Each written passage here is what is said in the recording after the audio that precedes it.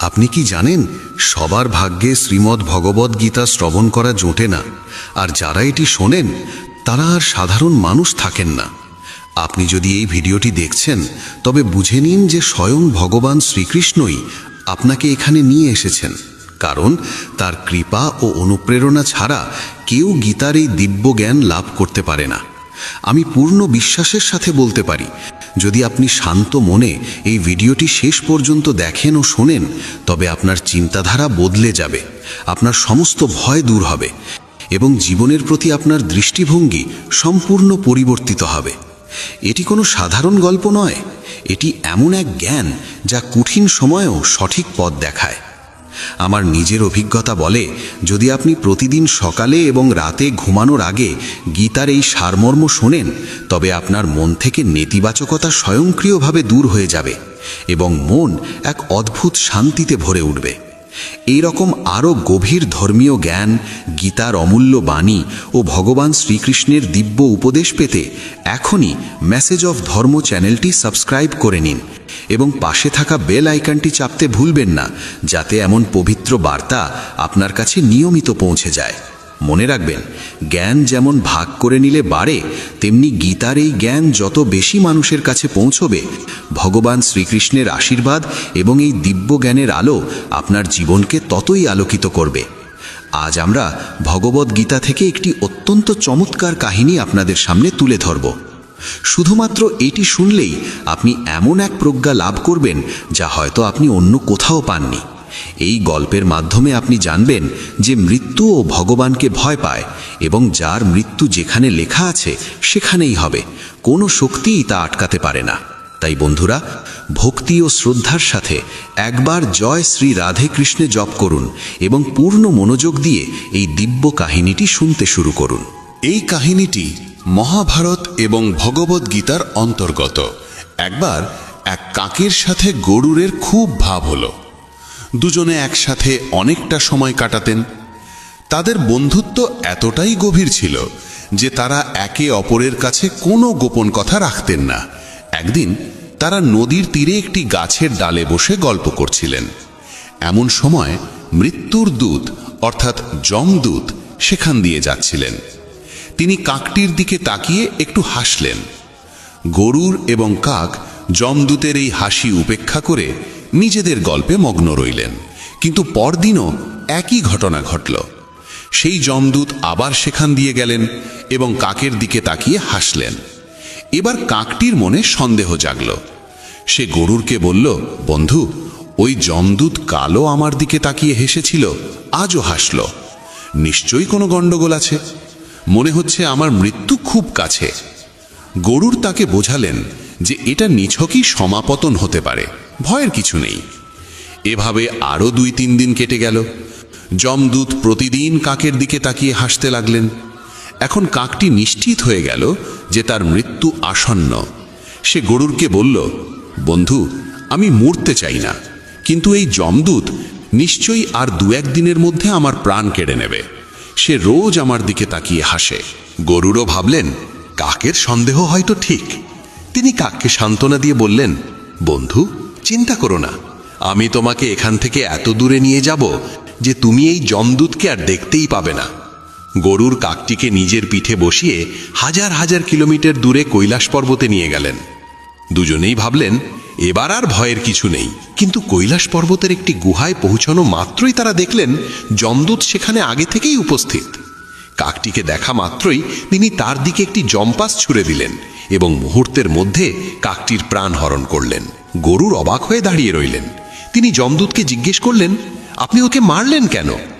যমদূত উত্তর দিলেন, এই মুহূর্তে ওর মৃত্যু লেখা ছিল, তাই আমি ওর প্রাণ নিলাম। গরুর তখন জিজ্ঞেস করলেন, তাহলে আপনি ওই বনে ওর দিকে তাকিয়ে হাসছিলেন কেন? মারার হলে তো ওখানেই মারতে পারতেন।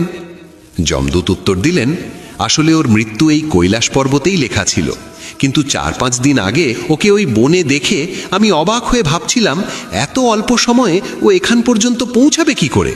ওর ডানা ছোট, ও বেশি দূর উঠতে পারে না, তাহলে হাজার হাজার মাইল দূরের এই কৈলাসেও আসবে কি করে? এই কথা ভেবেই আমি প্রতিদিন হাসতাম। কিন্তু ভাগ্যের লীলা দেখুন, ওর সবচেয়ে ভালো বন্ধুই ওকে এত কম সময়ে মৃত্যুর ঠিকানায় পৌঁছে দিল। তাই বন্ধুরা, জীবন এবং মৃত্যু হলো ভাগ্যের লিখন। এর থেকে লুকোনোর বা পালানোর কোনো উপায় নেই।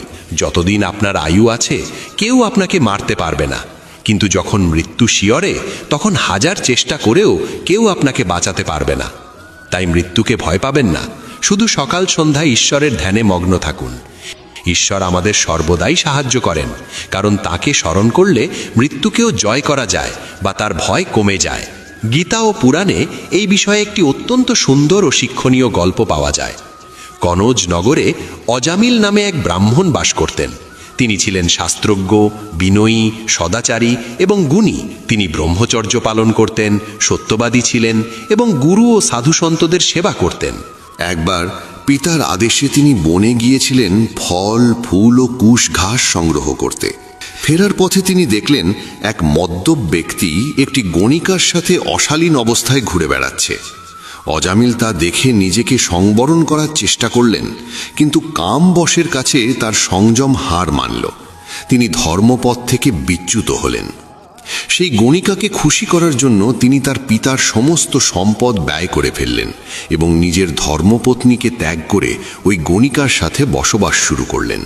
দীর্ঘকাল ধরে তিনি অসুচি জীবন যাপন করতে লাগলেন এবং পরিবার চালানোর জন্য চুরি, জুয়া ও প্রতারণার পথ বেছে নিলেন। একবার কিছু সাধু তার গ্রামে এলেন। গ্রামের বাইরে কিছু লোকের কাছে তারা ব্রাহ্মণের বাড়ির খোঁজ চাইলেন। লোকেরা ঠাট্টা করে বলল, সাধু বাবা, আমাদের গ্রামে অজামিল নামে এক মহান ব্রাহ্মণ আছেন। তিনি এত বড় ভক্ত যে গ্রামের ভিতরে থাকেন না, গ্রামের বাইরে থাকেন। সাধুরা সরল মনে অজামিলের বাড়িতে গিয়ে ডাক দিলেন, ভক্ত অজামিল, দরজা খোলো। দরজা খোলার সাথে সাথে সাধুদের দেখে অজামিলের পুরনো সুকর্মের কথা মনে পড়ে গেল। সাধুরা রাত্রি যাপনের আশ্রয় চাইলে অজামিল তাদের ভালো মন্দ খাওয়ালেন। সাধুরা শোয়ার আগে কীর্তন করার অনুমতি চাইলে অজামিল বললেন, এ আপনাদেরই ঘর, যা ইচ্ছা করুন। সারা রাত সাধুদের কীর্তন শুনে অজামিলের চোখ দিয়ে জল পড়তে লাগলো। মনে হলো তার পাপ ধুয়ে যাচ্ছে। সকালে সাধুরা যাওয়ার সময় অজামিল তাদের কাছে ক্ষমা চেয়ে নিজের পাপের কথা স্বীকার করলেন। সাধুরা বললেন, অজামিল, এখন তুমি অনুতপ্ত, তাই চিন্তা করো না। তোমার অন্তঃসত্ত্বা স্ত্রীর যে সন্তান হবে তার নাম রাখবেন নারায়ণ, এতেই তোমার মঙ্গল হবে। সাধুরা আশীর্বাদ দিয়ে চলে গেলেন। সময় মতো অজামিলের একটি পুত্র সন্তান হলো এবং সাধুদের কথা মতো তার নাম রাখা হলো নারায়ণ। অজামিল তার ছোট ছেলে নারায়ণের প্রতি অত্যন্ত আসক্ত হয়ে পড়লেন। তিনি সারাক্ষণ নারায়ণ খাও, নারায়ণ জল খাও, নারায়ণ খেলো বলে ডাকতেন। এভাবে অজামিলের বয়স ৮০ পেরিয়ে গেল। তিনি বুঝতেও পারলেন না যে মৃত্যু তার দোর গোড়ায়।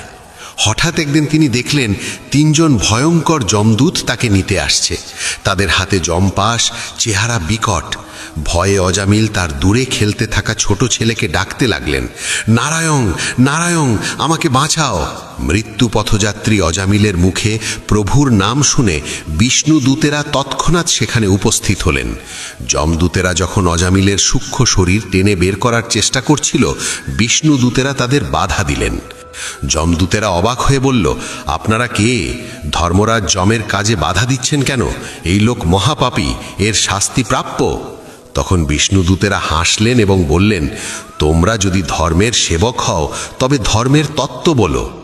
তোমরা কি জানো না, এই ব্যক্তি মৃত্যুর সময়ে ভয় পেয়ে হলেও, নিরুপায় হয়ে হলেও ভগবানের নাম উচ্চারণ করেছে। নারায়ণ এই 4টি অক্ষর উচ্চারণ করার সাথে সাথে তার কোটি জন্মের পাপ ভস্য হয়ে গেছে। চোর, মদ্যপ, বিশ্বাসঘাতক বা যত বড় পাপীই হোক না কেন, ভগবানের নাম সব পাপের প্রায়শ্চিত্ত করে, কারণ নাম উচ্চারণের সাথে সাথে মন ভগবানের চরণে নিবিষ্ট হয়। তাই অজামিলকে তোমরা নিতে পারবে না। বিষ্ণুদূতেরা যমদূতেদের ভাগবত ধর্মের তত্ত্ব বুঝিয়ে অজামিলকে যম পাশ থেকে মুক্ত করলেন। মৃত্যুর মুখ থেকে ফিরে এসে অজামিলের মনে তীব্র বৈরাগ্য জন্মালো। তিনি নিজের পাপের জন্য অনুতপ্ত হলেন এবং ভাবলেন, হায়, আমি ইন্দ্রিয় সুখের জন্য কত নিচে নেমেছি।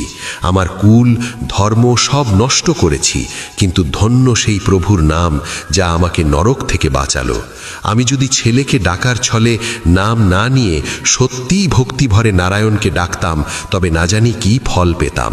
এরপর অজামিল সংসার ত্যাগ করে হরিদ্বারে চলে গেলেন। সেখানে গঙ্গার তীরে ভগবানের মন্দিরে বসে কঠোর তপস্যায় মগ্ন হলেন। ইন্দ্রিয়গুলোকে বশ করে মনকে পরমাত্মায় লীন করে দিলেন। তপস্যা শেষে তিনি দিব্য দেহ লাভ করে বিষ্ণুদূতদের সাথে স্বর্ণ রথে চড়ে বৈকুণ্ঠ ধামে গমন করলেন। শুকদেব গোস্বামী মহারাজ রাজা পরীক্ষিতকে বললেন, পরীক্ষিত, এই ইতিহাস অত্যন্ত গোপনীয় এবং সর্বপাপ হরি। যে ব্যক্তি শ্রদ্ধা ও ভক্তির সাথে এটি শোনে বা পাঠ করে, যমদূতরা তার দিকে তাকাতেও সাহস পায় না। অজামিলের মতো পাপী যদি পুত্রের নাম ডাকার ছলে মুক্তি পেতে পারে, তবে যারা ভক্তি ভরে প্রভুর নাম জপ করে তাদের কথা আর কি বলবো। ওদিকে যমদূতরা যমরাজের কাছে ফিরে গিয়ে নালিশ করল। যমরাজ সব শুনে বললেন, দূতেরা, জেনে রেখো, আমার ওপরেও এই বিশ্বব্রহ্মাণ্ডের একজন অধীশ্বর আছেন। এই সমগ্র জগৎ তার বশেই রয়েছে, যেমন নাকে দড়ি দেওয়া বলদ কৃষকের বশে থাকে। ব্রহ্মা, বিষ্ণু, মহেশ্বর সবাই তার শক্তিতেই কাজ করেন। ভগবানের নাম জপের মহিমা অসীম। অজামিল কেবল নামাভাসেই অর্থাৎ পুত্রের নাম ডাকার মাধ্যমে মুক্তি পেয়েছে। তাই যারা ভগবানের ভক্ত, যারা তার নাম জপ করে, তাদের দিকে তোমরা ভুলেও তাকাবে না। ধর্মরাজ যমের মুখে ভগবানের এই মহিমা শুনে যমদূতরা বিস্মিত হল এবং সেই থেকে তারা ভক্তদের ভয় পেতে শুরু করল। শ্রীকৃষ্ণ গীতায় বলেছেন, আমাদের কর্মের ফল আমাদের ভোগ করতেই হবে। মানুষ যত চতুরই হোক না কেন, কর্মফল থেকে কেউ পালাতে পারে না। আপনি যদি জেনে বা অজান্তে ভালো কাজ করেন, তবে সেই পুণ্য আপনাকে কঠিন সময় রক্ষা করবে। আর যদি পাপ বা অন্যায় করেন, তবে তার শাস্তি আপনাকে পেতেই হবে। বলা হয়, পরমাত্মার সিসিটিভি ক্যামেরা সর্বত্র লাগানো আছে। প্রকৃতি বা পরমেশ্বর আমাদের প্রতিটি কাজের ওপর সর্বক্ষণ নজর রাখছেন। মাঝে মাঝে আমাদের মনে প্রশ্ন জাগে, এই পৃথিবীতে পাওয়া অসম্ভব কি? ধন, যশ, খ্যাতি বা ভালোবাসা, এগুলো কি অসম্ভব? না, অসম্ভব হলো নিজের ভুল বা দোষ স্বীকার করা। মানুষ সহজে নিজের ভুল মানতে চায় না, কিন্তু যে ব্যক্তি নিজের ভুল স্বীকার করে এবং তা সংশোধন করার চেষ্টা করে, তার উন্নতির পথে কোনো বাধা থাকে না। তাই আত্মবিশ্বাসী হন, ভুল না করার চেষ্টা করুন, আর ভুল হলে তা স্বীকার করে শুধরে নিন। জীবন আনন্দে ভরে উঠবে। শ্রীকৃষ্ণ বলেছেন, আমরা পুতুলের মতো এই পৃথিবীতে আসি এবং চলে যাই। আমাদের আসা বা যাওয়ার সময় নির্দিষ্ট নয়। শ্রীকৃষ্ণের কথায় মানুষ ধূলিকণা দিয়ে তৈরি এবং শেষমেশ ধূলিকণাতেই মিশে যায়। তাই লোভ করা উচিত নয়। মানুষ সঙ্গে কিছুই আনে না, কিছুই নিয়েও যায় না। সারা জীবন অন্যের জন্য খেটে মরে, আর মৃত্যুর পর সব অন্যের জন্যই রেখে যায়। তাই লোভ ত্যাগ করে পুণ্যের পথে চলাই শ্রেয়। শ্রীকৃষ্ণ আরও বলেন, জগতের সমস্যা হলো মানুষ অন্যের জীবন দেখে ভাবে তারা কত সুখে আছে, আর নিজের জীবন নিয়ে শুধুই অভিযোগ করে।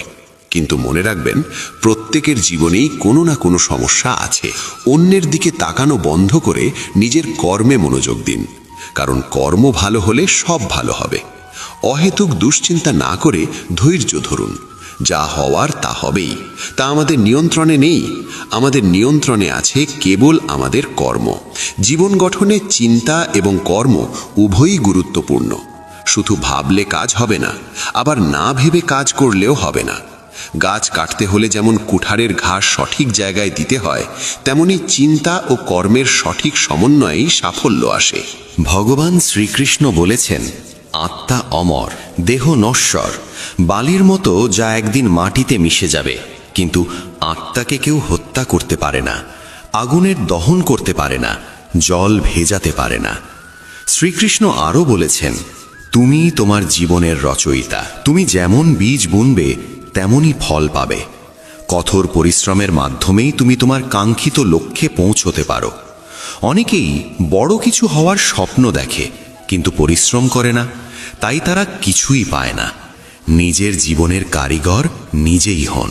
জীবনে চলার পথে পাথর আসবেই, কখনো অপমান, কখনো ব্যর্থতা, কখনো বা নিন্দার পাথর। পৃথিবী আপনাকে পাথর মারবে, কিন্তু আপনি সেই পাথর দিয়ে নিজের জন্য ব্যথার পাহাড় বানাবেন নাকি সাফল্যের সেতু, তা আপনার হাতে। নিন্দাকে ভয় পাবেন না, নিন্দুককে নিজের হিতাকাঙ্ক্ষী মনে করে নিজেকে শোধরানোর কাজে লাগান। মহাভারতের একটি ঘটনা দিয়ে শেষ করি। গুরু দ্রোণাচার্য পাণ্ডব ও কৌরবদের ধনুর্বিদ্যা শেখাচ্ছিলেন। একদিন তিনি তাদের পরীক্ষা নেওয়ার জন্য বনে নিয়ে গেলেন। একটি গাছের ডালে তিনি একটি নকল পাখি ঝুলিয়ে দিলেন এবং সবাইকে বললেন, তোমাদের লক্ষ্য হল ওই পাখির চোখ। প্রথমে যুধিষ্ঠির এলেন। গুরু দ্রোণ জিজ্ঞেস করলেন, তুমি কি দেখছ? যুধিষ্ঠির বললেন, আমি গাছ, পাতা, পাখি, আপনাকে সবই দেখছি। গুরু দ্রোণ তাকে বললেন, তুমি এখনো প্রস্তুত নও, সরে দাঁড়াও। এরপর ভীম এলেন। তিনিও আকাশ, মাটি, গাছ সব দেখার কথা বললেন। তাকেও সরিয়ে দেওয়া হলো। একে একে কৌরবদেরও একই দশা হলো। শেষে অর্জুন এলেন। গুরুদ্রোণ তাকেও একই প্রশ্ন করলেন, অর্জুন তুমি কি দেখছ? অর্জুন তীক্ষ্ণ দৃষ্টিতে তাকিয়ে বললেন, গুরুদেব, আমি শুধুমাত্র পাখিটির চোখ দেখতে পাচ্ছি, আর কিচ্ছু না। গুরুদ্রোণ খুশি হয়ে বললেন, তীর চালাও। অর্জুনের তীর সোজা গিয়ে পাখির চোখে বিঁধল।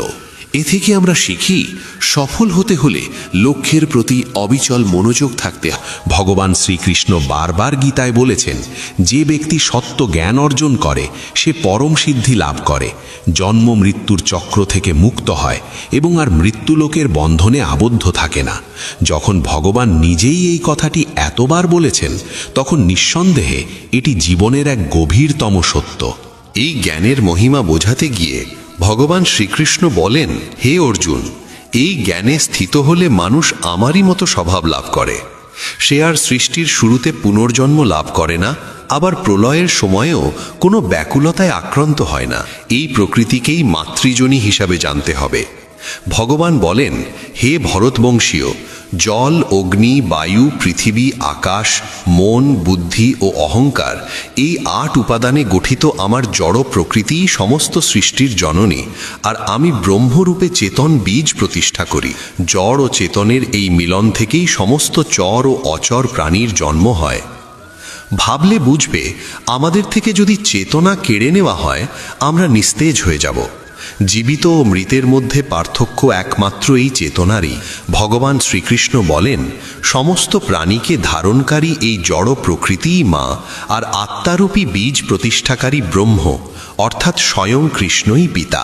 দেহ প্রাণহীন হলে তা কেবল জড়বস্তু, আর দেহে প্রাণ আসে তখনই যখন তাতে আত্মার প্রবেশ ঘটে। সেই আত্মা দান করেন ভগবান নিজেই। তাই তিনি বলেন, হে অর্জুন, নানা প্রকার যোনিতে যত দেহধারী প্রাণী জন্মগ্রহণ করে, প্রকৃতি তাদের গর্ভধারিণী মা এবং আমি বীজদাতা পিতা।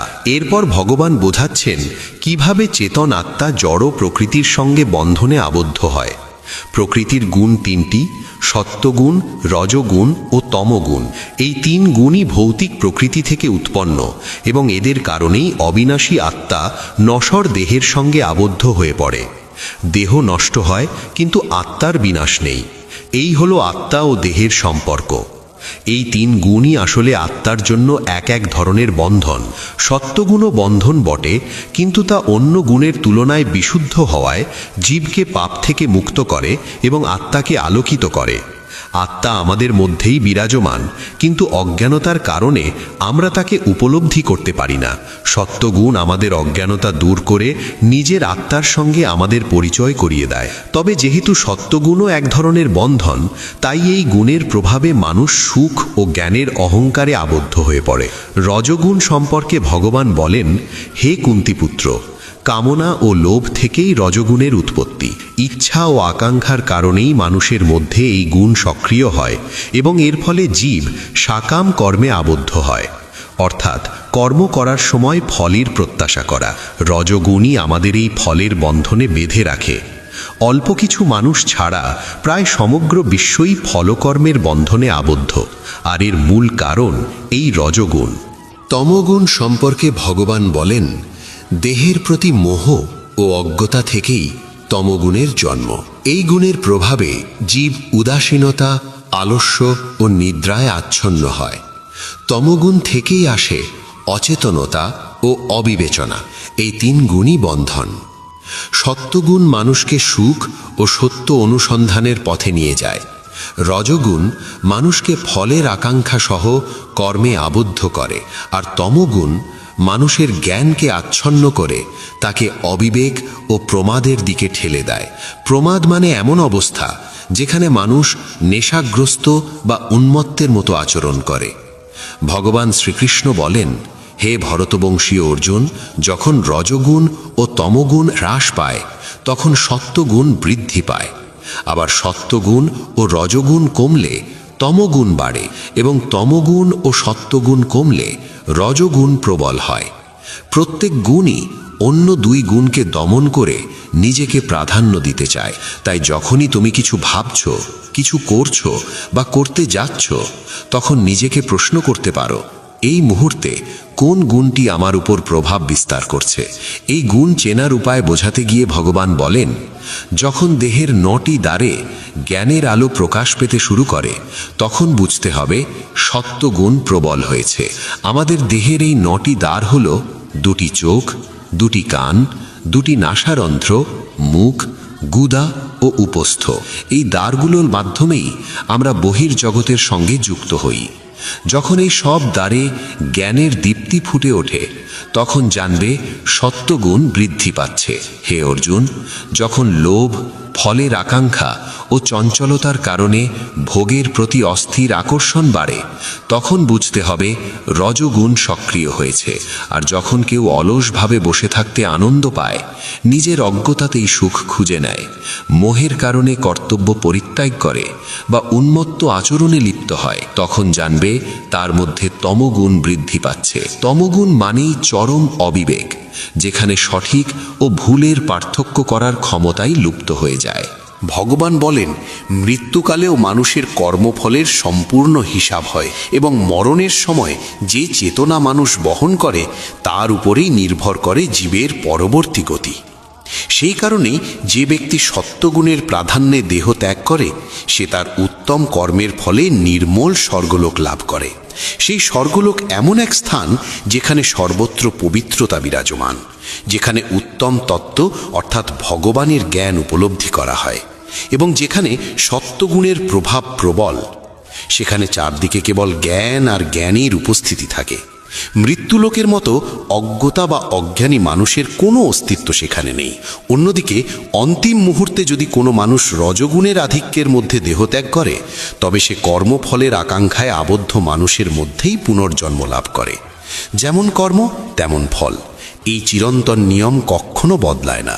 এই জীবনে যদি সারাক্ষণ রজগুণই প্রাধান্য পেয়ে থাকে, অর্থাৎ মানুষ যদি প্রতিটি কর্ম কেবল ফলের লোভে করে থাকে, তবে তার পরবর্তী জন্মও যে একই প্রবণতায় আবদ্ধ হবে এতে কোনো বিস্ময় নেই। আর ঠিক একইভাবে তমগুণের প্রাবল্যে মৃত্যুবরণ করলে সেই মানুষ পশু পাখি প্রভৃতি নিম্ন যোনিতে জন্মগ্রহণ করে। সত্ত্বগুণে সম্পন্ন কর্মের ফল বলা হয়েছে সুখ ও জ্ঞান সমৃদ্ধ নির্মল ফল। রজগুণে সম্পন্ন কর্মের ফল দুঃখের কারণ হয়, আর তমগুণে করা কর্মের ফল অজ্ঞতা। সত্ত্বগুণ থেকেই প্রকৃত জ্ঞানের উদ্ভব হয়। প্রকৃত জ্ঞান মানে সেই জ্ঞান যা মানুষকে ঈশ্বরের দিকে নিয়ে যায়, যা বোঝায় যে তোমার ভেতরে যে আত্মা বিরাজমান সে সেই পরমাত্মারই অংশ। এই উপলব্ধি তখনই সম্ভব হয় যখন আমাদের অন্তরের অজ্ঞতার আবরণ ধীরে ধীরে সরে যায়। রজগুণ থেকে নিশ্চিতভাবেই লোভের জন্ম হয়, আর লোভ এমন এক অবস্থা যার কোনো শেষ নেই। মানুষ ভাবে আর একটু পেলেই সে থেমে যাবে, কিন্তু বাস্তবে লোভ কখনো থামতে দেয় না। আর তমগুণ থেকে অবশ্যম্ভাবীভাবে জন্ম নেয় মোহ, প্রমাদ ও অজ্ঞতা। এই কারণেই তমগুণকে 3 গুণের মধ্যে সবচেয়ে নিম্ন অবস্থা বলা হয়েছে। সত্ত্ব, রজ ও তম, এই 3 গুণই মানুষকে কোনো না কোনো যোনিতে নিয়ে যায়। 3টি আসলে বন্ধন। সত্ত্বগুণে প্রতিষ্ঠিত জীব স্বর্গের উচ্চ লোকগুলোতে গমন করে, যেখানে জ্ঞানই প্রধান, যেখানে জ্ঞানীরা বাস করেন এবং যেখানে দুঃখের অস্তিত্ব নেই। রজগুণে প্রতিষ্ঠিত জীব মধ্যবর্তী স্তরে অবস্থান করে, অর্থাৎ তাকে পুনরায় এই পৃথিবীতেই জন্ম নিতে হয় এবং আবারও মানব যোনিতে ফিরে আসতে হয়। আর তমগুণে আবদ্ধ জীব পশু প্রভৃতি নিম্ন যোনিতে পতিত হয়ে নরকসম অবস্থার সম্মুখীন হয়। এখন প্রশ্ন জাগতে পারে, যদি সত্ত্ব, রজ ও তম এই 3টি বন্ধন হয় এবং প্রকৃতির কারণেই এগুলো আমাদের মধ্যে বিদ্যমান থাকে, তবে কি এদের থেকে মুক্তি অসম্ভব? মনে হতে পারে মানুষকে তো কোনো না কোনো বন্ধনেই আবদ্ধ থাকতে হবে। কিন্তু ভগবান শ্রীকৃষ্ণ বলেন বিষয়টি এমন নয়। যখন কোনো মানুষ প্রকৃতির এই 3 গুণ ছাড়া অন্য কাউকে কর্তা বলে মনে করে না এবং নিজেকে কেবলমাত্র দর্শক রূপে উপলব্ধি করে, তখন সেই 3 গুণের ঊর্ধ্বে উঠে ভগবান শ্রীকৃষ্ণকে, পরমাত্মাকে জানতে পারে এবং তাঁরই দিব্য স্বভাব লাভ করে। আমরা সাধারণত মনে করি সবকিছু আমিই করছি। এই ধারণাটাই মূল ভ্রান্তি। প্রকৃতপক্ষে কর্তা হলো এই 3 গুণই। যখন মানুষ এই সত্য উপলব্ধি করে, নিজেকে দর্শক হিসেবে স্থাপন করে এবং নিজের ভেতরের এই গুণগুলোর কার্যকলাপকে নিরপেক্ষভাবে দেখতে শেখে, তখনই তার মধ্যে জ্ঞানের উদয় হয়। দেহধারী জীব যখন প্রকৃতির এই 3 গুণকে অতিক্রম করতে সক্ষম হয়, তখন সে জন্ম, মৃত্যু, বার্ধক্য ও সমস্ত প্রকার দুঃখ কষ্ট থেকে মুক্ত হয়ে এই জীবনেই পরমানন্দময় অমৃতের স্বাদ গ্রহণ করে। শ্রীকৃষ্ণের এই বাণী শ্রবণ করে অর্জুনের মনে প্রশ্ন জাগে। তিনি জিজ্ঞাসা করেন, হে প্রভু, যে মানুষ প্রকৃতির 3 গুণকে অতিক্রম করেছে তাকে কোন লক্ষণ দ্বারা চেনা যায়? তার আচরণ কেমন হয় এবং সে কিভাবে এই 3 গুণের সীমা অতিক্রম করতে পারে? কি করলে মানুষ এই 3 বন্ধন থেকে সম্পূর্ণ মুক্ত হতে পারে? ভগবান শ্রীকৃষ্ণ উত্তরে বলেন, যে মানুষ সত্ত্বগুণ, রজগুণ ও তমগুণের উদয় হলেও কখনো তাদের প্রতি ঘৃণা পোষণ করে না এবং সমভাব বজায় রেখে না তো তাদের দিকে আকৃষ্ট হয়, নাই বা সেগুলো থেকে পালিয়ে যেতে চায়, সেই মানুষই এই বন্ধন থেকে মুক্ত হতে পারে। সত্ত্বগুণ হল ঈশ্বরীয় জ্ঞানরূপী আলো, রজগুণ হল কর্মের প্রতি আসক্তি, আর তমগুণ হল মোহরূপী অজ্ঞতা। যে ব্যক্তি এই 3টির কোনোটিকেই ঘৃণা করে না, তাদের প্রতি বিদ্বেষ পোষণ করে না, আবার অতিরিক্ত আসক্ত হয়েও তাতে নিজেকে জড়িয়ে ফেলে না, সেই ব্যক্তি এই গুণগুলোকে চিনে নিয়ে তাদের বন্ধন থেকে মুক্ত হয়। লক্ষ্য হল গুণগুলোকে চিনে নেওয়া, ঘৃণা করা নয়। যে মানুষ উদাসীনভাবে স্থিত থেকে গুণের আগমন ও প্রস্থানেও বিচলিত হয় না, গুণগুলোকেই কার্যকর হতে দেখে নিজে সমভাবে স্থির থাকে, সে এই 3 গুণের বন্ধন অতিক্রম করে। মনে রাখতে হবে, কর্তা তুমি নও, তোমার ভেতরের এই গুণগুলোই কর্তা। একজন নির্লিপ্ত দর্শকের মতো তোমাকে এদের সাক্ষী হতে হবে, না এদের প্রতি আসক্ত হতে হবে, না এদের প্রতি ঘৃণা পোষণ করতে হবে। যে মানুষ সুখ ও দুঃখে সমানভাবে স্থিত থাকে, আত্মভাবেই প্রতিষ্ঠিত থাকে, যার কাছে মাটি, পাথর ও সোনা সমান, যার কাছে কেউ অতিরিক্ত প্রিয় বা অপ্রিয় নয়, যে নিন্দা ও স্তুতিতে নিজের ধৈর্য হারায় না, সেই মানুষ প্রকৃতির এই 3 গুণের বন্ধন থেকে মুক্ত হয়ে যায়। প্রকৃতির সত্ত্ব, রজ ও তম এই 3 গুণ অতিক্রম করা সহজ নয়। অর্জুন জানতে চেয়েছিলেন, যে ব্যক্তি এগুলো অতিক্রম করে তার লক্ষণ কি? সেই প্রশ্নের উত্তরে শ্রীকৃষ্ণ বলেন, যে মানুষ মান ও অপমানকে সমানভাবে গ্রহণ করে, বন্ধু ও শত্রুর প্রতিও সমভাব রাখে এবং সমস্ত কর্ম সম্পন্ন করেও নিজের মধ্যে কর্তার ভাব রাখে না, সেই মানুষকে গুণাতীত বলা হয়। যে ব্যক্তি সমস্ত পরিস্থিতিতেই অবিচল থেকে একান্তভাবে শ্রীকৃষ্ণের ভক্তিতে স্থির থাকে, সেই ভক্ত অতি দ্রুত প্রকৃতির 3 গুণ অতিক্রম করে ব্রহ্মপদে প্রতিষ্ঠিত হয়। তখন ভগবান শ্রীকৃষ্ণ নিজেকে প্রকাশ করে বলেন, হে অর্জুন, সেই অবিনাশী ব্রহ্মপদের একমাত্র আশ্রয় আমি নিজেই। আমি অমৃত স্বরূপ, শাশ্বত, ধর্মস্বরূপ এবং পরমানন্দ স্বরূপ। এইভাবেই উপনিষদ সম ব্রহ্মবিদ্যা ও যোগশাস্ত্ররূপ শ্রীমদ্ ভগবদ গীতার শ্রীকৃষ্ণ অর্জুন সংলাপে গুণত্রয় বিভাগ যোগ নামক 14 অধ্যায় সমাপ্ত হয়। বন্ধুগণ, শ্রীমদ্ ভগবত গীতার 14 অধ্যায় আমরা জেনেছিলাম কিভাবে আমাদের স্বভাব ওই সমগ্র জগৎ প্রকৃতির 3টি গুণে বিভক্ত। একই সঙ্গে এটাও বুঝেছিলাম কোন পথে চললে এই 3 গুণের বন্ধন ছিন্ন করা সম্ভব। আর 15 অধ্যায়ে এসে ভগবান আমাদের বোঝান এই সংসার আসলে এক গভীর মায়াজাল। কিভাবে আমরা এতে জড়িয়ে পড়ি, কিভাবে এই বিভ্রমে আটকে যাই এবং কিভাবে সেই মায়া ও জটিলতা ভেদ করে নিজের প্রকৃত লক্ষ্যে পৌঁছানো যায়। তাই চলুন শ্রবণ করি শ্রীমদ্ ভগবদ গীতার 15 অধ্যায়। শ্রীমদ্ ভগবদ গীতার 15 অধ্যায়ের নাম পুরুষোত্তম যোগ। এখানে ভগবান শ্রীকৃষ্ণ বলেন, আমাদের এই সংসার এক অবিনাশী বৃক্ষের মতো, যার কখনো বিনাশ হয় না, যা কখনো শেষ হয় না, কখনো শুকিয়ে যায় না, কখনো মরে না। এই বৃক্ষের মূল রয়েছে ওপরের দিকে আর শাখা প্রশাখা বিস্তৃত হয়েছে নিচের দিকে। এই বৃক্ষের পত্র হল বৈদিক জ্ঞান। যে ব্যক্তি এই অবিনাশী বৃক্ষের প্রকৃত স্বরূপকে জানতে পারে সেই ব্যক্তি প্রকৃত অর্থেই বেদজ্ঞ। এই বৃক্ষের মূল ওপরের দিকে থাকার অর্থ হল এর আসল উৎস ঊর্ধ্বে অর্থাৎ পরমাত্মার মধ্যে, আর শাখা নিচের দিকে বিস্তৃত হওয়া মানে হল প্রকৃতি নিচে অবস্থিত, উপরে পরমাত্মা, নিচে প্রকৃতি। যে ব্যক্তি এই সত্যকে উপলব্ধি করতে পারে তার কাছে সমস্ত বিদ্যা ধরা দেয়, অর্থাৎ সে বেদের মর্মার্থ জেনে ফেলে। আর যেই সত্য উপলব্ধি করতে পারে না তার জন্য জন্ম মৃত্যুর চক্র অনন্তকাল ধরে চলতেই থাকে। এই কারণেই এই সংসাররূপী বৃক্ষ অবিনাশী। এই বৃক্ষের অসংখ্য শাখাকে বিভিন্ন যোনি হিসাবে বোঝা যেতে পারে। আমরা যে সকল প্রাণী বিভিন্ন যোনিতে বিভক্ত হয়ে রয়েছি তারা সবাই এই বৃক্ষের শাখার মতো। এই শাখাগুলি কখনো নিচে, কখনো ওপরে, সব দিকেই বিস্তৃত। প্রকৃতির 3 গুণের প্রভাবে এই শাখাগুলি ক্রমাগত বৃদ্ধি পায়। এই বৃক্ষে যে নতুন পাতা জন্মায় সেগুলো হলো আমাদের ইন্দ্রিয়ের বিষয়বস্তু, আর যে শিকড়গুলি নিচের দিকে ছড়িয়ে পড়ে সেগুলোই আসলে বন্ধনের প্রতীক। ফলের আকাঙ্ক্ষায় যারা কর্ম করে অর্থাৎ সাকাম কর্মে লিপ্ত থাকে তারাই এই শিকড়ের মধ্যেই আবদ্ধ হয়ে পড়ে। এই সংসাররূপী বৃক্ষের প্রকৃত স্বরূপ এই জগতে বসে উপলব্ধি করা সহজ নয়, কারণ এর না আছে কোনো শুরু, না আছে কোনো শেষ, না আছে কোনো দৃশ্যমান ভিত্তি। অত্যন্ত দৃঢ়ভাবে দাঁড়িয়ে থাকা এই বৃক্ষকে কেবল বৈরাগ্যরূপী তীক্ষ্ণ অস্ত্র দিয়েই ছেদন করা সম্ভব। অর্থাৎ প্রকৃতির 3 গুণের প্রভাব থেকে নিজেকে মুক্ত করতে পারলেই এই বৃক্ষের আসল স্বরূপ উপলব্ধি করা যায়। এই বৈরাগ্যরূপী অস্ত্র দিয়ে বৃক্ষটি ছেদন করার পর মানুষের উচিত সেই পরম পদের সন্ধান করা, যে পথে গেলে আর কখনোই সংসারে ফিরে আসতে হয় না।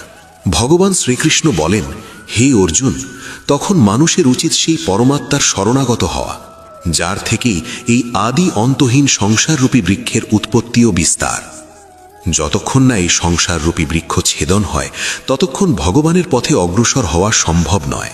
এই বৃক্ষ কিভাবে ছেদন হয় তা ব্যাখ্যা করতে গিয়ে ভগবান বলেন, যে ব্যক্তি মান, সম্মান ও মোহ থেকে মুক্ত, যে সংসারাসক্ত মানুষের সঙ্গ ত্যাগ করেছে, যে সদা পরমাত্মার চেতনায় স্থিত, যার সমস্ত কামনা বাসনা সম্পূর্ণরূপে নিঃশেষ হয়ে গেছে এবং যার কাছে সুখ দুঃখের ভেদ আর নেই, সেই মোহমুক্ত মানুষই অবিনাশী পরম পদ লাভ করে। ভগবান শ্রীকৃষ্ণ এখানে সংসাররূপী বৃক্ষ ছেদন করে পরম ধামে পৌঁছনোর কথা বলছেন। তাহলে এই পরম ধাম কি? সূর্য সমগ্র ব্রহ্মাণ্ডকে আলোকিত করে, কিন্তু সেই পরম ধামকে না সূর্য আলোকিত করতে পারে, না চন্দ্র, না অগ্নি। সেই পরম ধাম এমন এক গন্তব্য যেখানে পৌঁছে আর কোনো মানুষ এই সংসারে ফিরে আসে না। সেটিই ভগবান শ্রীকৃষ্ণের পরম ধাম। বন্ধুগণ, প্রকৃতিতে যখন ব্রহ্মের অংশ প্রবেশ করে তখনই জীবের জন্ম হয়। এই কথাটি ব্যাখ্যা করে ভগবান বলেন, হে অর্জুন, এই সংসারের প্রতিটি দেহে অবস্থানকারী জীবাত্মা আমারই সনাতন অংশ। আপনি যে সমস্ত জীবিত প্রাণীকে দেখেন তাদের সকলের মধ্যেই ভগবান শ্রীকৃষ্ণের অংশ বিদ্যমান। প্রতিটি প্রাণীর মধ্যেই ব্রহ্ম বিরাজমান। এই সব প্রাণী মন সহ 6টি ইন্দ্রিয়ের মাধ্যমে প্রকৃতির অধীন হয়ে কর্ম করে। প্রকৃতি যেভাবে আমাদের দিয়ে কাজ করায় আমরা সেভাবেই কাজ করি। প্রকৃতিই কর্তা, আমরা নই।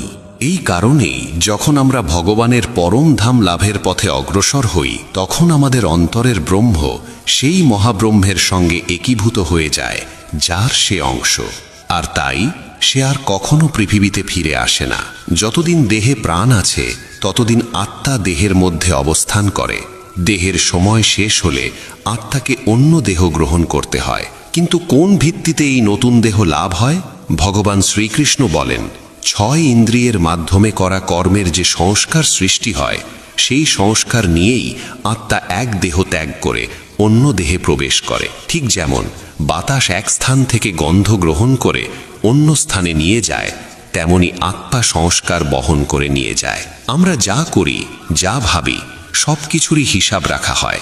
মৃত্যুকালে এই হিসাবই পরবর্তী জীবনের সংস্কার হয়ে আত্মার সঙ্গে চলে যায়। তাই যা কিছু করা হয় খুব ভেবেচিন্তে করা উচিত, কারণ ভগবানের নিয়মের বাইরে কেউই নয়। একটি দেহের জীবন শেষ হলে সেই দেহ মাটিতে মিশে যায়, কিন্তু আত্মা পূর্বজন্মের সংস্কার নিয়ে নতুন দেহ ধারণ করে। তারপর সেই নতুন দেহে আবার একই প্রক্রিয়া চলতে থাকে।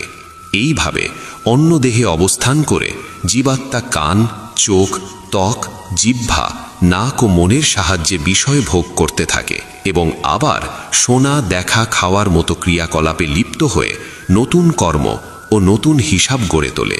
এই কারণেই প্রয়োজন যেন আত্মা দেহ ত্যাগ করে সরাসরি ব্রহ্মের সঙ্গে মিলিত হয় এবং জন্ম মৃত্যুর চক্র থেকে মুক্তি লাভ করে। জীবাত্মা এক দেহ থেকে অন্য দেহে পূর্ব সংস্কার নিয়ে আসা যাওয়া করে, এই সত্য কেবল তারাই উপলব্ধি করতে পারেন যারা জ্ঞান অর্জন করেছেন, যারা জানেন আত্মা কিভাবে দেহ ত্যাগ করে এবং কিভাবে প্রকৃতির গুণের অধীনে থেকে বিষয় ভোগ করে। অজ্ঞ মানুষ এই সূক্ষ্ম প্রক্রিয়া কখনোই দেখতে পায় না, কেবল তারাই দেখতে পায় যাদের চোখ জ্ঞানের আলোয় উদ্ভাসিত হয়েছে। যারা গীতা কিংবা ভগবানের জ্ঞানকে বিরক্তিকর বলে অবহেলা করে তাদের সঙ্গ এড়িয়ে চলাই শ্রেয়। আমাদের অন্তরে যে চেতন সত্তা বিরাজমান তাকেই জীবাত্মা বলা হয়। এই জীবাত্মার আগমন ও প্রস্থানের ধারাবাহিক প্রবাহেই সংসারের গতি অব্যাহত থাকে। যখন আত্মা দেহের সমস্ত বন্ধন থেকে সম্পূর্ণরূপে মুক্ত হয়ে যায় তখন সে পুনরায় ব্রহ্মের সঙ্গে একীভূত হয়। আর এই মুক্তির একমাত্র পথ হল যোগ। যে মানুষ যোগাভ্যাসে নিয়োজিত থাকে এবং সাধনায় একনিষ্ঠভাবে সচেষ্ট থাকে সেই মানুষই নিজের হৃদয়ে অবস্থানকারী এই আত্মাকে প্রত্যক্ষভাবে উপলব্ধি করতে পারে। কিন্তু যারা যোগাভ্যাসে প্রবৃত্ত নয় সেই অজ্ঞ মানুষ বহু চেষ্টা করেও এই আত্মার প্রকৃত স্বরূপ উপলব্ধি করতে পারে না। যেমন সূর্যের আলোতেই আমাদের পৃথিবীর জীবনধারা সচল থাকে, সেই আলো ও তাপের প্রভাবে জল বাষ্পীভূত হয়, বৃষ্টি নামে, ক্ষেত খামার সবুজে ভরে ওঠে। ঠিক তেমনি ভগবানের চেতনার আলোতেই মানুষের জীবন সার্থকতা ও অর্থে পরিপূর্ণ হয়ে ওঠে। আমাদের শরীর বেঁচে থাকে অন্নের শক্তিতেই, আর সেই অন্নের কারণেই প্রাণ ধারণ সম্ভব হয়। ভগবান শ্রীকৃষ্ণ বলেন, হে অর্জুন, যে আলো সূর্যের মধ্যে অবস্থান করে এবং যার দ্বারা সমগ্র জগৎ আলোকিত হয়, যে আলো চন্দ্রের মধ্যে বিরাজমান এবং যে আলো অগ্নির মধ্যে প্রকাশিত হয়, এই সমস্ত আলোকে তুমি আমার থেকেই উদ্ভূত বলে জানবে। আমরা সকলেই ভগবান শ্রীকৃষ্ণের সংকল্পেরই ফল। তার ঐশ্বর্য ও শক্তির কারণেই সমস্ত প্রাণীর দেহে শ্বাস প্রশ্বাসের আগমন ও প্রস্থান ঘটে। শুধু প্রাণীর মধ্যেই নয়, ভগবান বলেন, আমি নিজেই প্রত্যেক লোকের মধ্যে প্রবেশ করে আমার শক্তির দ্বারা সমস্ত জীবকে ধারণ করে রাখি। আবার আমি চন্দ্ররূপে উদ্ভিদের মধ্যে প্রবেশ করে জীবনী শক্তির রস হয়ে সমস্ত প্রাণীর পুষ্টি সাধন করি। অন্নই জীবনের মূল ভিত্তি। কোনো জীব যদি অন্ন না পায় তবে তার জীবন ধারণ অসম্ভব। শাস্ত্রে অন্নকে 4 প্রকারে বর্ণনা করা হয়েছে, যা চিবিয়ে খাওয়া হয়, যা পান করা হয়, যা চেটে গ্রহণ করা হয় এবং যা চুষে নেওয়া হয়। ভগবান শ্রীকৃষ্ণ বলেন, আমি নিজেই সমস্ত জীবের দেহে পাচক অগ্নিরূপে অবস্থান করি। প্রাণবায়ু ও অপান বায়ুকে সমভাবে নিয়ন্ত্রণ করে আমি এই 4 প্রকার অন্নকে হজম করাই। আমাদের অন্তরে যে আত্মা বিরাজমান সেই আত্মাও ভগবান শ্রীকৃষ্ণ স্বয়ং। জ্ঞান লাভ হোক বা না হোক, স্মৃতি জাগ্রত থাকুক বা লুপ্ত হোক, সবই শ্রীকৃষ্ণের ইচ্ছা ও শক্তির দ্বারাই সংঘটিত হয়। ভগবান শ্রীকৃষ্ণ বলেন, আমি সকল জীবের হৃদয়ে আত্মারূপে অবস্থান করি। আমার থেকেই জীবের স্মৃতি, বিস্মৃতি এবং জ্ঞান জন্ম নেয়। আমি সকল বেদের দ্বারা জানবার যোগ্য। আমার থেকেই সমস্ত বেদের উৎপত্তি এবং আমি সমস্ত বেদের প্রকৃত জ্ঞাতা। সাধারণভাবে মনে করা হয় এই সংসারে জন্ম নেওয়া প্রতিটি জীবের একদিন মৃত্যু অবশ্যম্ভাবী। কিন্তু ভগবান শ্রীকৃষ্ণ বলেন, হে অর্জুন, এই সত্য সম্পূর্ণ নয়। সংসারে 2 প্রকার সত্তা আছে, একটি ক্ষর আর একটি অক্ষর। সমস্ত জীবের দেহ ক্ষণস্থায়ী ও নশ্বর, কিন্তু জীবের আত্মা অবিনাশী। ভগবান ক্ষর ও অক্ষর এই 2 ধরনের সত্তার কথা ব্যাখ্যা করে বলেন, ক্ষর হলো যা নষ্ট হয়ে যায়, আর অক্ষর হলো সেই আত্মা যা কখনো নষ্ট হয় না, যা চিরন্তন। কিন্তু এই 2-এরও ঊর্ধ্বে রয়েছেন একজন শ্রেষ্ঠ পুরুষ, যাকে বলা হয় পরমাত্মা। এই অবিনাশী ভগবান 3টি লোকেই প্রবেশ করে সমস্ত জীবের পালন ও রক্ষণ করেন। এখানে 3 লোক বলতে বোঝায় পৃথিবী, অন্তরিক্ষ ও স্বর্গলোক। পরমাত্মা তার চৈতন্য শক্তির দ্বারা এই 3 লোকেই প্রাণ সঞ্চার করেন, আর সেই কারণেই সমগ্র সৃষ্টি জগৎ সচল থাকে। আমাদের অন্তরে যে সত্তা তিনি আত্মা, আর যিনি সর্বত্র বিরাজমান তিনি পরমাত্মা। প্রকৃতপক্ষে আত্মা ও পরমাত্মা এক ও অভিন্ন। যিনি সর্বোত্তম, যিনি সবার ঊর্ধ্বে, তিনিই ভগবান শ্রীকৃষ্ণ। শ্রীকৃষ্ণ বলেন, আমি ক্ষর ও অক্ষর উভয়েরই অতীত, তাই আমি সংসারে ও বেদে পুরুষোত্তম নামে প্রসিদ্ধ। যে ব্যক্তি এই সত্য উপলব্ধি করে যে শ্রীকৃষ্ণই পুরুষোত্তম, যে ক্ষর অর্থাৎ নশ্বর দেহ এবং অক্ষর অর্থাৎ অবিনাশী আত্মার তত্ত্বকে বোঝে এবং কোনো সংশয় ছাড়াই শ্রীকৃষ্ণকে পরম ভগবান রূপে গ্রহণ করে, সেই প্রকৃত অর্থে শ্রীকৃষ্ণের ভক্ত। এখানে ভক্তি বলতে কেবল ভজন বা কীর্তন বোঝানো হয় না। ভক্তির প্রকৃত অর্থ হল নিজের প্রকৃতি, নিজের আত্মা এবং পরমাত্মাকে সত্যরূপে জানা। যাকে আপনি জানেন না তাকে পাওয়ার চেষ্টা করবেন কিভাবে? ভগবানকে বুঝলেই তো তার প্রাপ্তির পথে এগোনো যায়। এই প্রয়াসী ভক্তি, আর তা কেবল তার পক্ষেই সম্ভব যে নিজের সত্তা ও পরমাত্মার স্বরূপকে উপলব্ধি করতে পারে। ভগবান শ্রীকৃষ্ণ বলেন, হে নিষ্পাপ অর্জুন, এইভাবেই শাস্ত্রের অতি গোপন তত্ত্ব আমি তোমার কাছে প্রকাশ করলাম। হে ভরতবংশীয়, যে ব্যক্তি এই পরম জ্ঞানকে এইভাবেই হৃদয় দিয়ে গ্রহণ ও উপলব্ধি করে, সে সত্যিকারের জ্ঞানী হয়ে ওঠে। তার সমস্ত সাধনা সফল হয় এবং শেষ পর্যন্ত সে আমার পরম ধাম লাভ করে।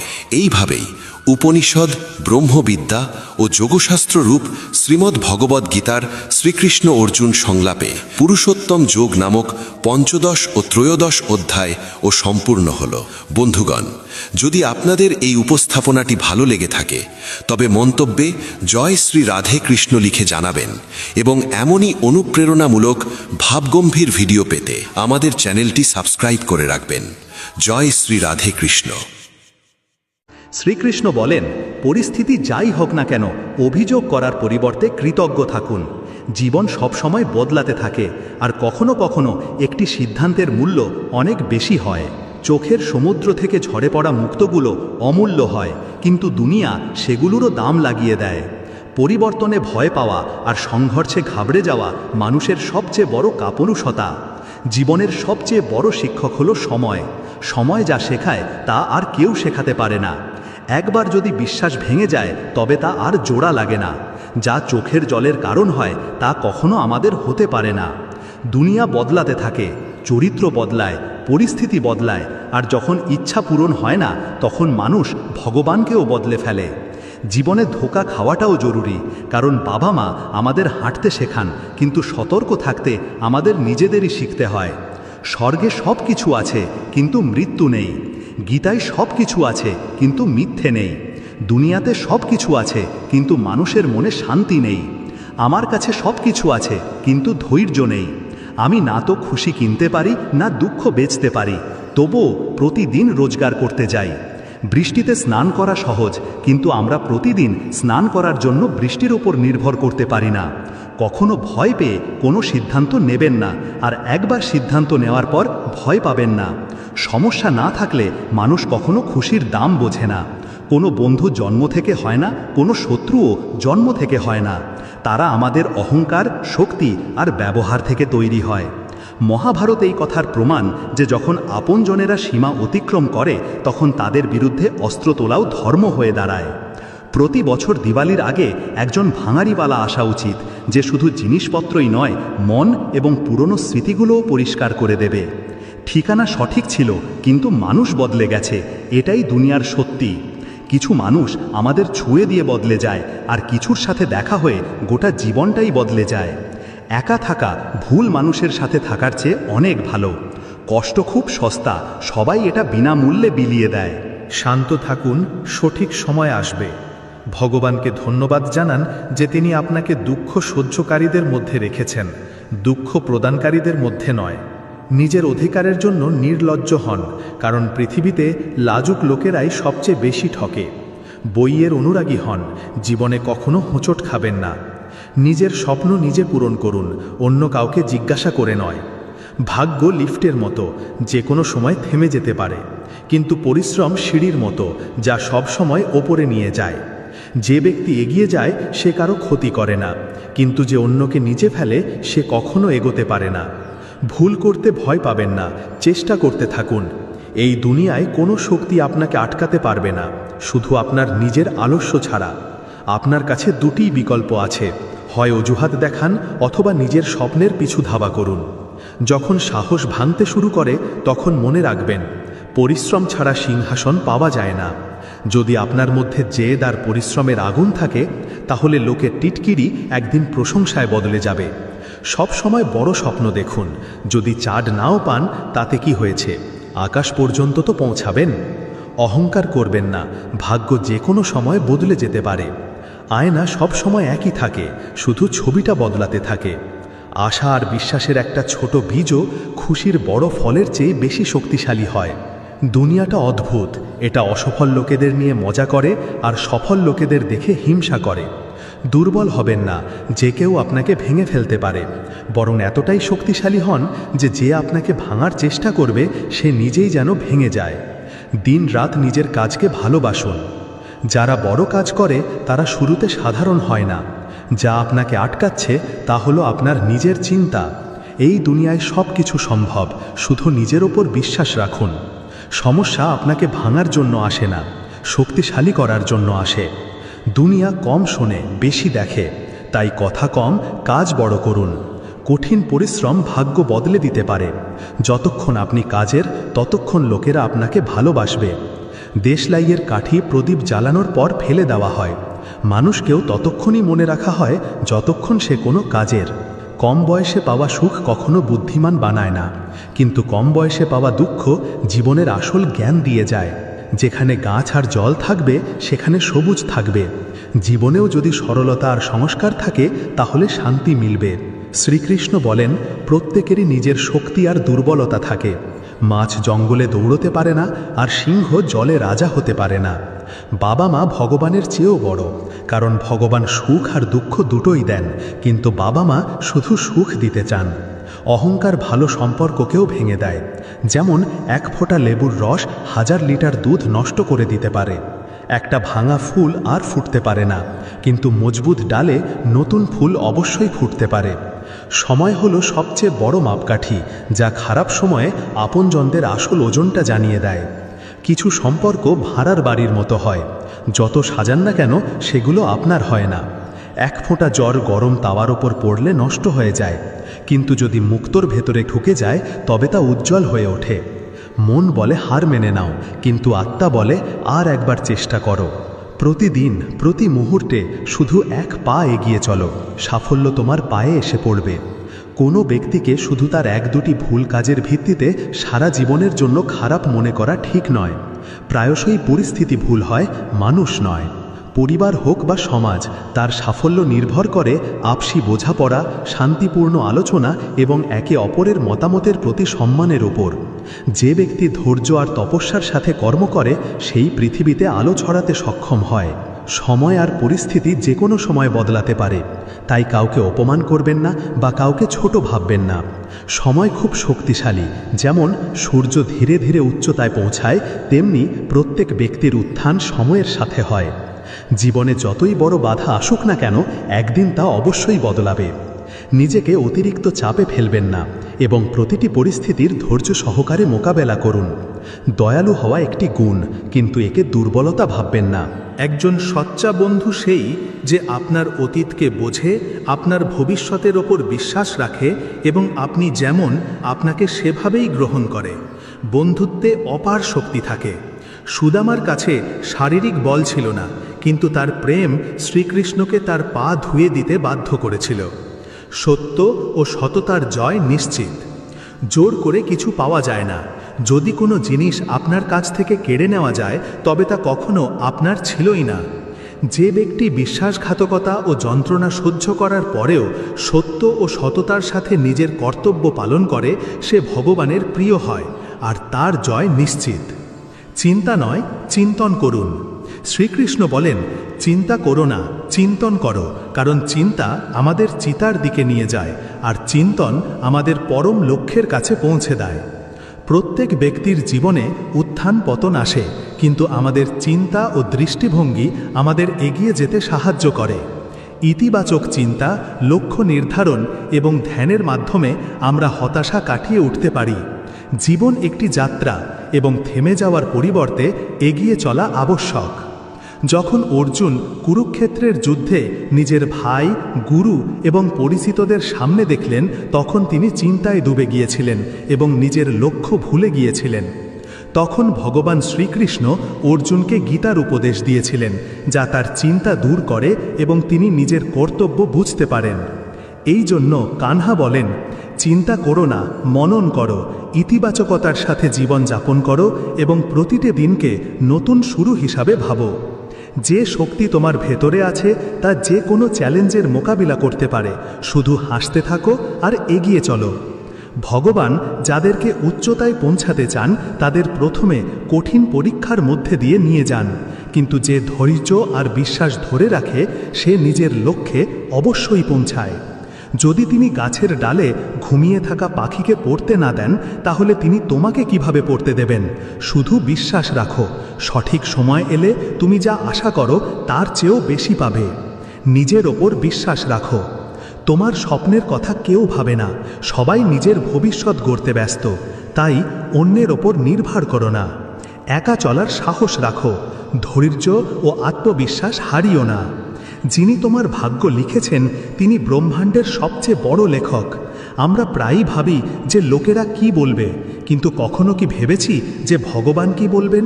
শ্রীকৃষ্ণ বলেন, শিক্ষা গুরুত্বপূর্ণ, কিন্তু তার চেয়েও বেশি গুরুত্বপূর্ণ আমাদের মূল্যবোধ ও মানবিক অনুভূতি। সঠিক মূল্যবোধ গ্রহণ করলে শুধু আমাদের জীবনই সার্থক হয় না, বরং আমরা সমাজে ইতিবাচক পরিবর্তন আনতেও সক্ষম হয়।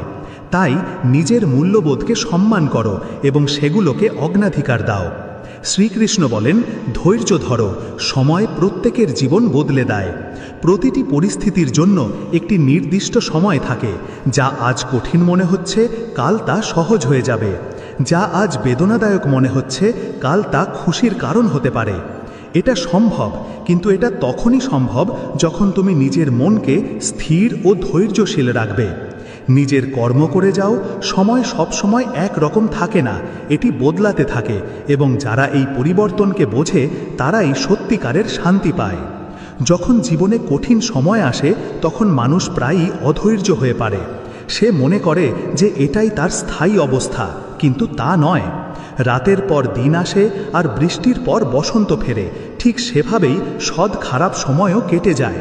তারা সঙ্গে ভালো সময় নিয়ে আসে, কিন্তু এই পরিবর্তন দেখার জন্য ধৈর্য রাখা জরুরি। এটা নিশ্চিত যে যার ধৈর্য নেই সে পথিমধ্যে হার মেনে নেয় এবং জীবনের উজ্জ্বল দিকটা কখনো দেখতে পায় না। সে তা পায় না যা তার জন্য অপেক্ষা করছিল। সময়ের খেলা বোঝা আবশ্যক। যে ব্যক্তি জানে যে পরিস্থিতি স্থায়ী নয়, সে কোনো পরিস্থিতিতেই বিচলিত হবে না। সে দুঃখে হতাশ হয় না আর খুশিতে অহংকারীও হয় না। সে পরিস্থিতিকে ভারসাম্যপূর্ণ রাখে এবং নিজের কর্তব্য পালন করে। যখন সমুদ্রে ঝড় আসে তখন জেলে তীরে ফেরার পরিবর্তে ধৈর্য ধরে এবং নিজের নৌকা চালায়। সে জানে যে ঝড় চিরকাল থাকবে না। ঠিক সেভাবেই যখন জীবনে কঠিন সময় আসে তখন তা সহ্য করার শক্তি রাখো, কারণ এটা চিরকাল তোমার থাকবে না। জীবনে যা কিছু সমস্যা আসে তা তোমাকে থামানোর জন্য নয়, বরং শক্তিশালী করার জন্য আসে। যদি বীজ মাটিতে চাপা পড়ার ভয় পায় তবে সে কখনো এক বিশাল বৃক্ষ হতে পারে না। যদি সোনা আগুনের তাপ সহ্য করতে না পারে তবে সে কখনো খাঁটি হতে পারে না। কঠিন সময় তোমার জীবনকে উজ্জ্বল করতে আসে। যখন তাদের তোমাকে পরীক্ষা করার সময় শেষ হবে তখন তারাও শেষ হয়ে যাবে। কিন্তু যে ব্যক্তির মধ্যে ধৈর্য নেই সে চ্যালেঞ্জের মুখোমুখি হওয়ার আগেই হার মেনে নেয়। মনে রেখো, সময় কারোর জন্য থামে না, কিন্তু সময় অবশ্যই প্রত্যেকের জন্য বদলায়। যে আজ সংগ্রাম করছে সে কাল বিজয়ী হবে। যে আজ পড়েছে সে কাল উঠবে, কিন্তু এটা তখনই সম্ভব হবে যখন সে ধৈর্যের সাথে এগিয়ে চলবে। তাই তোমার জীবনে কোনো কঠিন সময়ে ঘাবড়ে যেও না। এটাকে একটা পরীক্ষার মতো দেখো। তোমাকে শুধু নিজের ধৈর্য বজায় রাখতে হবে। যতক্ষণ তুমি নিজের বিশ্বাস ও আত্মবিশ্বাস ধরে রাখবে, পরিস্থিতি যাই হোক না কেন, ততক্ষণ এই সময় তোমাকে ভাঙতে পারবে না। তোমার জীবনে এক নতুন সকাল আসবে। শ্রীকৃষ্ণ বলেন, যেই তার কাছে আসে কেবল সেই সত্যিকারের বিজয় লাভ করে যার হৃদয়ে ধৈর্য থাকে। সে জীবনের প্রতিটি পরিস্থিতিতে সফল হয়। প্রতিটি কষ্টই অস্থায়ী, এটি শুধু একটি পরীক্ষা। যেমন সূর্য ডোবার পর আবার ওঠে, যেমন দিন হয়, ঠিক তেমনি কঠিন সময়ও কেটে যায় এবং এক নতুন সকাল আসে। তাই কখনো বিচলিত হইও না, চিন্তা করো না, শুধু নিজের কর্মের ওপর মনোযোগ দাও। যখন পরিস্থিতি প্রতিকূল হয় তখন মানুষ প্রায়ই হতাশ হয়ে পড়ে, কিন্তু যে এই পরিবর্তনের নিয়ম মানে সে বোঝে যে তাকে প্রতিটি পরিস্থিতিতে শান্ত থাকতে হবে। মনের স্থিরতা সবচেয়ে বড় শক্তি এবং এটাই তোমাকে প্রতিটি বাধা অতিক্রম করতে সাহায্য করবে। সময়ের স্বভাবই হলো বদলানো। যা আজ কঠিন মনে হচ্ছে কাল তা সহজ হয়ে যাবে। যখন মানুষ কষ্টে থাকে তখন সে মনে করে যে এই কষ্ট কখনো শেষ হবে না, কিন্তু এটা শুধু একটা ভ্রম। এই দুনিয়ায় কিছুই স্থায়ী নয়, না সুখ আর না দুঃখ। যে এই সত্য বোঝে সে কোনো পরিস্থিতিতেই বিচলিত হয় না। শুধু ধৈর্য রাখো, কারণ সময় প্রত্যেকের জন্য আসে। যে ব্যক্তি নিজের কর্তব্য পালন করে, যে কেউ সততার সাথে নিজের জন্য কাজ করে, তার জন্য কষ্ট চিরকাল থাকে না। প্রতি রাতের পর, প্রতি সংগ্রামের পর সাফল্যের সকাল আসে, কিন্তু এটা তখনই সম্ভব যখন তুমি নিজের চিন্তাকে স্থির রাখবে এবং ধৈর্য ধরবে। মানুষ নিজের চিন্তা ও কর্মের সাথে এগিয়ে যায়, যা তোমাকে উচ্চতায় নিয়ে যায়, বাইরের পরিস্থিতি নয়। যদি তুমি নিজের চিন্তাকে উঁচু করো তবে জীবন নিজেই তোমার পক্ষে থাকবে। তোমার হৃদয়ের গভীরে এটা ভুলো না যে প্রকৃতি হলো প্রেম, ধৈর্য এবং সত্য। যদি তুমি এই গুণগুলো নিজের মধ্যে বিকশিত করো, যদি তুমি এদেরকে জায়গা দাও, তবে কোনো শক্তি তোমাকে নাড়াতে পারবে না। তুমি দৃঢ় থাকতে পারবে, পরিস্থিতি যাই হোক না কেন। কোনো পার্থক্য নেই। যে কেউ নিজের মনকে নিয়ন্ত্রণ করতে পারে সে নিজের জীবনের সত্যিকারের মালিক হওয়ার দায়িত্ব নেয়। বাইরের দুনিয়ায় হওয়া পরিবর্তন তোমার মনকে কোনো স্থিরতা দিচ্ছে না। এটাই তোমার সবচেয়ে বড় জয়। তুমি হোঁচট খেতে পারো, অতিরিক্ত প্রত্যাশা দুঃখের দিকে নিয়ে যাবে। যখন তুমি দুনিয়ার কাছ থেকে বেশি আশা করবে তখন তুমি হতাশ হবে, কিন্তু যখন তুমি নিজের কর্তব্যকে নিজের ধর্ম হিসেবে গ্রহণ করবে তখন তোমাকে কোনো ফল নিয়ে চিন্তা করতে হবে না। তোমার জীবনে যত পারো ভালোবাসা দাও, যত পারো সততার সাথে কাজ করো, এবং তারপর দেখো সময় নিজেই তোমার জন্য কিভাবে বদলায়। একটি বীজকে গাছে পরিণত হতে, একটি নদীকে সমুদ্রে পৌঁছাতে যতটা সময় লাগে তোমাকে সেখানে পৌঁছানোর জন্য ধৈর্য ধরতে হবে। তোমার জীবনে সব কিছু নিজের সময়ে আসে, এটা হবেই। তাই চিন্তা করো না। যা আজ কঠিন তা কাল সহজ হয়ে যাবে। শুধু ধৈর্য রাখো আর নিজের কাজ করে যাও। এটা মনে রেখো, এই দুনিয়ায় কোনো পরিস্থিতি স্থায়ী নয়। জীবনের প্রতিটি মুহূর্ত বদলাতে থাকে, আর এটাই তার স্বভাব। যা আজ তোমাকে কষ্ট দিচ্ছে সেটাই কাল তোমার শক্তি হয়ে উঠবে। তাই ধৈর্য রাখো, বিশ্বাস রাখো আর এগিয়ে চলো। যখন সময় আসবে তখন সব কিছু বদলে দেবে। কখনো হার মেনো না, নিজের কাজ করে যাও। বিশ্বাস রাখো যে সঠিক সময় এলে তোমার পরিশ্রমের ফল অবশ্যই পাবে। সম্মান হারানো এক মুহূর্তের ব্যাপার, আর তা ফিরে পাওয়া কঠিন। তাই নিজের আচরণ সম্পর্কে সতর্ক থাকো। একে এতটাই উঁচুতে রাখো যে কারোর পক্ষে তোমার সম্মান নিয়ে প্রশ্ন তোলা সম্ভব না হয়। একটি গরু ঘাস খেয়েও দুধ দেয়, আর একটি সাপ দুধ পান করেও বিষ উগরে দেয়। এর মানে হলো একজন ব্যক্তির প্রবৃত্তি তার কাজ নির্ধারণ করে, দয়ালুতা তোমার স্বভাব নির্ধারণ করে। ভালোবাসা ও করুণায় পূর্ণ থাকো, কারণ শেষ পর্যন্ত সেটাই তোমার পরিচয় হয়ে ওঠে। এতটা কঠোর হয়েও না যে তোমাকে কোনো দেওয়ালে গেঁথে ফেলা যায়, আর এতটা নরমও হয়েও না যে তোমার মাটির পাত্র নিজের অস্তিত্ব হারিয়ে ফেলে। পরিবারের আসল মূল্য সেই ব্যক্তিই বোঝে যে তা তৈরি করে, সম্পর্ক ভাঙা ব্যক্তি নয়। যাকে ধরে রাখা কঠিন তাকে ছেড়ে দেওয়াই বুদ্ধিমানের কাজ, কারণ যা বারবার ভেঙে যায় তা জোড়া লাগানো সহজ নয়। কখনো কখনো চুপ থাকাটাই সেরা প্রতিক্রিয়া। যখন তুমি দেখবে যে লোকেরা দুবেলা খাবারের জন্য সংগ্রাম করছে আর অন্যদিকে কিছু লোক স্বাদের কারণে খাবার নষ্ট করছে, তখন জীবনের সত্যটা স্পষ্ট হয়ে যায়। সৌন্দর্য কৃতজ্ঞতার মধ্যে রয়েছে, আর যারা এটা বোঝে তারাই সত্যিকারের শান্তি পায়। যারা মন থেকে সম্পর্ক তৈরি করে তারা ভাগ্য পায়, নইলে অনেকেই জীবনসঙ্গী পেয়েও দুঃখী থাকে। সত্যিকারের সম্পর্ক শুধু একসাথে থাকার মাধ্যমে তৈরি হয় না, বরং নিঃস্বার্থ সমর্পণের মাধ্যমে তৈরি হয়। প্রার্থনার কোনো রং হয় না, কিন্তু তা জীবন দেয় এবং কারো জীবনকে রঙিন করে তুলতে পারে। যখন এটা সত্যের হৃদয় থেকে হয়, যখন এর জন্য প্রার্থনা করা হয়, তখন তা আকাশে দেখা যায়, তা প্রতিধ্বনিত হয় এবং কোনো না কোনো রূপে ফিরে আসে। এটা নিশ্চিতভাবে ভগবানের খেলা। আপনার কর্ম কখনো বৃথা যায় না। নিজের হৃদয়কে প্রেমে পূর্ণ করুন, নিজের মনকে শুদ্ধ করুন এবং নিজের জীবনটা এমনভাবে বাঁচুন যাতে যখন আপনার সময় আসবে তখন যেন কোনো আফসোস না থাকে যে আপনি জীবনটা সঠিকভাবে বাঁচতে পারেননি। শ্রীকৃষ্ণ বলেন যে জীবনের প্রতিটি দিকই কথার সংযম দিয়ে শুরু হয়। যে নিজের কথাকে নিয়ন্ত্রণ করতে পারে সে তার কাজকেও সঠিক পথে রাখে। ভালো করে ভাবুন, ভালো কথা বলুন আর ভালো কাজ করুন, কারণ আপনি এই পৃথিবীকে যা দেবেন তাই কোনো না কোনো রূপে আপনার কাছে ফিরে আসবে। একজন ব্যক্তি যখন মন স্থির করে ফেলে যে তার কারো কাছ থেকে কিছুই চাওয়ার নেই, তখনই সে আসলে সবচেয়ে বেশি স্বাধীন হয়, যখন সে নিজের জীবনের দায়িত্ব নিজেই নেয়। কোনো পরিস্থিতি আপনার নিয়ন্ত্রণের বাইরে নয়। সব সময় নিজের ওপর বিশ্বাস রাখুন। অন্ধকারের মধ্যেও পথ খুঁজে পাওয়া যায়। যদি কেউ আপনাকে প্রত্যাখ্যান করে তাহলে নিজের পথ বদলাবেন না, বরং নিজের লক্ষ্যে পৌঁছে তাদের ভুল প্রমাণ করুন।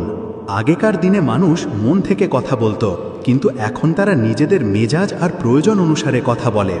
মনে হয় এটাই দুনিয়ার নিয়ম, কিন্তু তার মানে এই নয় যে আপনাকেও বদলে যেতে হবে। আপনার আসল স্বভাবই আপনার সেরা রূপ। যে কোনো সম্পর্কের সবচেয়ে বড় শক্তি হলো বিশ্বাস। সবচেয়ে জরুরি হলো ভিত।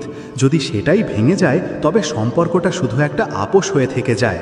কখনো কখনো সেই সব মানুষ সবচেয়ে বড় মূল্য চোকাতে বাধ্য হয় যারা কিছু বলতে চেয়ে নিজেদের নীরবতা ভাঙে। সম্পর্কের মধ্যেও একটা ডাক থাকে যা কেবল গভীর ভালোবাসাতেই শোনা যায়। ডিসেম্বরের জীবনও গভীরভাবে বোঝে যে একদিন আমরাও বিদায় নেব, আর তখন মানুষ আমাদের তাদের শীতল জানুয়ারির রাতে মনে করবে, কিন্তু ততক্ষণে অনেক দেরি হয়ে যাবে। এটাই জীবনের সবচেয়ে বড় সত্যি যে যতক্ষণ আমাদের কাছে কিছু থাকে আমরা তার কদর করি না, কিন্তু যখন তা চলে যায় তখন আমরা তার গুরুত্ব বুঝি। তাই জীবনে সেই সব জিনিস ও মানুষদের গুরুত্ব দিন যারা আপনার সাথে আছে, এবং কেবল তাদের জন্য সময় বের করবেন না, বরং তাদের হারানোর ভয়ও করুন। ঠিক আর ভুলের জ্ঞান সবারই থাকে, কিন্তু তবুও মানুষ নিজের অভ্যাসের কারণে সত্য থেকে দূরে পালায়। সত্যকে মেনে নেওয়ার শক্তি সবার থাকে না। ইসিলিয়ে নিজের পথে দৃঢ় থাকুন, নিজের কর্মকে মহান করুন এবং পৃথিবীর ভালো করুন। লোক দেখানো জিনিসে প্রভাবিত হবেন না, ধৈর্য রাখুন এবং সত্য ও কর্মযোগ মেনে চলুন। শ্রীকৃষ্ণ বলেন যে সত্যিকারের অর্থে তারাই সফল হন। বলা হয় যে যখন আপনি কারোর জন্য আকুল হয়ে থাকেন তখন এটা ভুলবেন না যে যাকে আপনি পেতে চান সে আপনার জন্যই তৈরি এবং সে আপনাকে কোনো অবস্থাতেই ছেড়ে যাবে না। জীবনে এর চেয়ে ভালো আর কিছু হবে না। কখনো কখনো এটা আমাদের বিরুদ্ধে যায়, কারণ এই দুনিয়া একটা সৎ আর সরল মনকে বোঝে না। একজন ব্যক্তি যার অন্যের খারাপ করার ক্ষমতা নেই সে নিজেরও খারাপ করতে পারে না। এই দুনিয়া অন্যায় সহ্য করে না। আমরা প্রায়ই ধরে নিই যে আমরা দুর্বল, কিন্তু সত্যি কথা হলো আসল শক্তি তাদের সাথেই থাকে যারা সত্য ও ভালোর সাথে লেগে থাকে, পরিস্থিতি যাই হোক না কেন। আমি ভাবতাম যে আমার সম্পর্কগুলো খুব মজবুত, কিন্তু যখন আমি পেছন ফিরে তাকালাম তখন আমার সাথে কেউ ছিল না। এটাই জীবনের সবচেয়ে কঠিন সত্যি যে আপনার দুঃখে আপনার সাথে কোনো সম্পর্ক ছিল না। কে সবচেয়ে বেশি আশা করে তাতে কিছু যায় আসে না। আশা প্রায়ই জীবনে তামাশা হয়ে দাঁড়ায়। তাই নিজের জীবনকে কেবল আশার ওপর ভিত্তি করে গড়বেন না। নিজেকে এতটা সক্ষম বানান যাতে আপনার নির্ভর করার প্রয়োজন না পড়ে। আপনি টাকা না দিয়েও নিজে থেকে সব কিছু উপার্জন করতে পারেন, আর যখন আপনার পা টলতে শুরু করবে তখন কারো সামনে হাত পাতার দরকার হবে না। প্রকৃতি কোনো না কোনো সাহায্য পাঠায়, এটাই জীবনের সত্যি। তাই প্রতিটি পরিস্থিতিতে হাসতে থাকুন এবং নিজের লক্ষ্যের দিকে এগিয়ে যান। যতক্ষণ না আপনি আপনার লক্ষ্যে পৌঁছাচ্ছেন চেষ্টা চালিয়ে যান, কারণ চেষ্টাই সাফল্যের পথ তৈরি করে।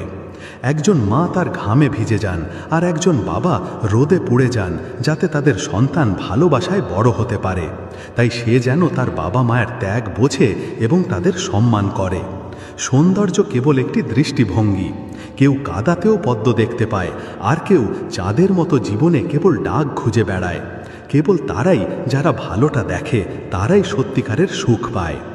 ভগবান কেবল 2 চুমুক গ্রহণ করেন, ক্রোধের এক চুমুক যা পান করে আপনি আপনার অহংকার ও ক্রোধকে শেষ করে দেন, আর ধৈর্যের এক চুমুক যা পান করে আপনি নিজের ভেতর সন্তুষ্টি ও তৃপ্তি ধারণ করতে পারেন। যখন আমরা বড়দের আশীর্বাদ পাই, আপনজনদের সঙ্গ পাই আর ভগবানের কাছ থেকে আনন্দ পাই, তখনই জীবনের আসল অর্থ পাওয়া যায়। তাই সত্য, ধৈর্য আর প্রেমকে নিজের জীবনের ভিত্তি বানান, আর জীবনের সব ওঠাপড়ার মধ্যে বিশ্বাস নিয়ে এগিয়ে চলুন। শ্রীকৃষ্ণ বলেন, দুনিয়াতে আপনি যাই করবেন লোকেরা আপনার সমালোচনা করবে, তা ভালো হোক বা খারাপ। শান্ত থাকুন আর নিজের কাজ করে যান। সত্য আর সততাই আপনার পরিচয়, আর এটাই আপনাকে তৈরি করবে।